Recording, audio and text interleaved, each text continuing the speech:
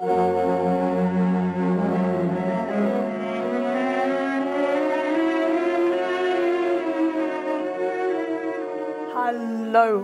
this is and I am Kitty Hollywood. Now today's review is of a film that I can quite truthfully say is like no other film ever made. It's Ealing Studios' 1949 Diamond, Kind Hearts and Coronets. Enough said, I can go home. It's produced by Michael Balcon. It's directed by Robert Hamer. The music is by Ernest Irving. The cinematography is by Douglas Slocum. The costumes are by Anthony Mendelsohn. The adapted screenplay is by Robert Hamer and John Dighton. It stars Dennis Price, Valerie Hobson, Joan Greenwood, and Alec Guinness times 8. It's the story of a young man, Louis Mazzini, who is 12th in line to the Dukedom of Chalfont, and he vows to murder every single member of the Gascoigne family in his way to avenge the wrongs done to himself and to his mother over the years. And it's funny. Poison, explosions, and archery ensue.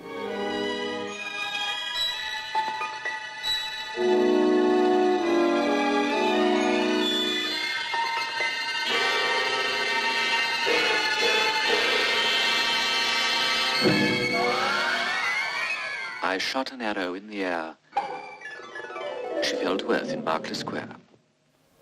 It's a British film.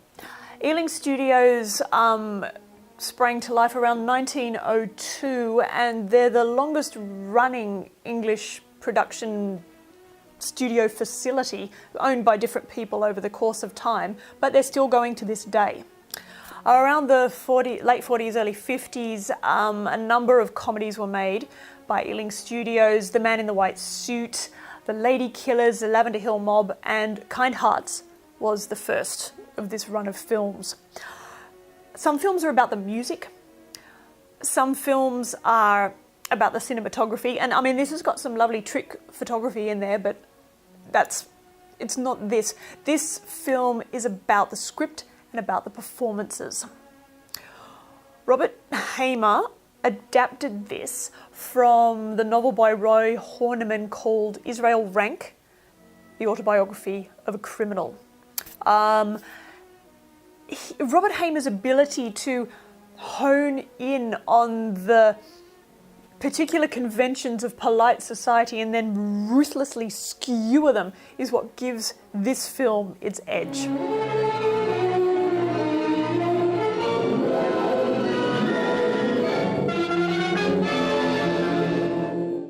I was sorry about the girl, but found some relief in the reflection that she had presumably during the weekend already undergone a fate worse than death.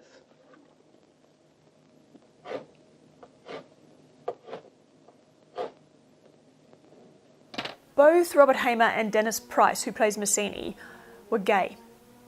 In 1940s England, homosexuality was illegal, as it was in many other places.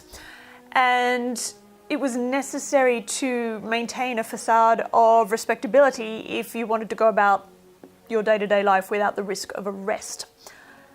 I can't help but feel that this informs the writing and the performances so much, because both these men were able to really richly capture and portray what it was like to have to live in a world that didn't accept you. Add one enormous dollop of black comedy and you have the magnificently vengeful Louis Mazzini. People getting strange ideas these days. Had a fellow write to me not so long ago, wanted to bury his mother here from Tooting or somewhere. Start letting strangers in, the place will be full up. No room for us, eh? I privately promised him that I would make it my business to see there was room for him. It's the sort of film that hinges upon at least three of its lead performances: Price, Joan Greenwood, and Alec Guinness. Now, Joan Greenwood, who plays Louis' mistress Sibella, has this voice that's just hypnotic, and the assuredness with which she lives her utterly callous, selfish life is really a thing of beauty to behold. Now we've married me. No, Why not? because I just said I'd marry Lionel. You can't. Why not? He's a clod. He's not a gentleman. Listen to who's talking. Whoever heard of a gentleman blacking the lodger's boot? Greenwood didn't make an extraordinary amount of films, but those that she did, she's just a joy to watch. And now on to Alec Guinness. He initially apparently was offered 4 members of the Gascoigne family to play. He took the script away, he read the script, he fell about laughing and came back and said, "I must play 8. Lucky us. Really, the chief difficulty with all of this was just making sure that he was in the right costume for the characterization at all times. He tells a tale in his memoir of one of his most excellent characters, Lady Agatha Gascoigne. He was due to ascend as Lady Agatha in a hot air balloon, and so he checked with the producers to find out what he was worth from an insurance point of view. He wasn't very happy with the answer, and so he refused to fly off in the hot air balloon, leaving the resident balloon expert, who was apparently a Belgique champion, to be the one to do it, dressed as Lady Agatha. The balloon went up. The winds took hold of the balloon, and apparently the Belgique balloonist was found sometime later floundering around the banks of the Thames in long skirts, whilst Alec Guinness sat at home, feeling very proud of himself. There have been a number of reports of remakes over the last few years. There was a rumour about Dustin Hoffman playing the Alec Guinness characters. There was a more concrete one about Will Smith playing the Dennis Price character and Robin Williams playing the Alec Guinness characters. And nothing against any of these actors, but I am so glad that it hasn't happened. I don't think it's possible. I don't think you can have a film that exists like this film that's so extraordinary and then attempt to recreate it. You can't take something like that and do it again. It's just not possible. What is it? Oh, they're just burning some leaves at the bottom of the garden. But they can't be at this time of year. Henry! No, you stay here. Needless to say, I was too late.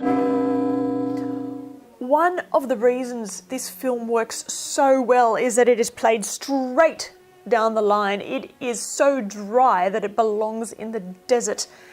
And I'm just so glad that it exists.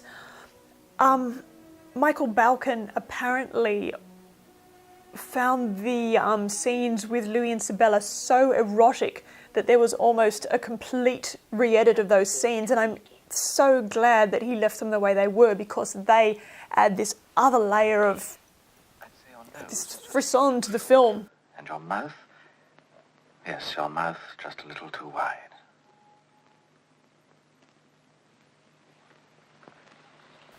A word of warning, this film does contain the N-word. It comes about during a eeny, meeny, miny, mo quotation. I could try and hedge around it, but that would just be silly. It was England, it was the 1940s. I'm sorry, I don't like it. Anyway. Do you remember in the old days how we used to play eeny, meeny, miny, mo? The film required an addendum in order to be screened successfully in the United States because of the production code. The production code forbade any film showing that you could profit from crime in any way, and so an extra 20 seconds or so were added onto the very end of the film to make it quite clear that Louis Mazzini did not get away with anything. Fortunately, the version that we have these days is the correct original version. Oh, you know, to look out for Arthur Lowe at the very end of the film, those Dad's Army fans, who plays the reporter right at the end of the movie. Run out there, grab this film and watch it. Watch it for Dennis Price.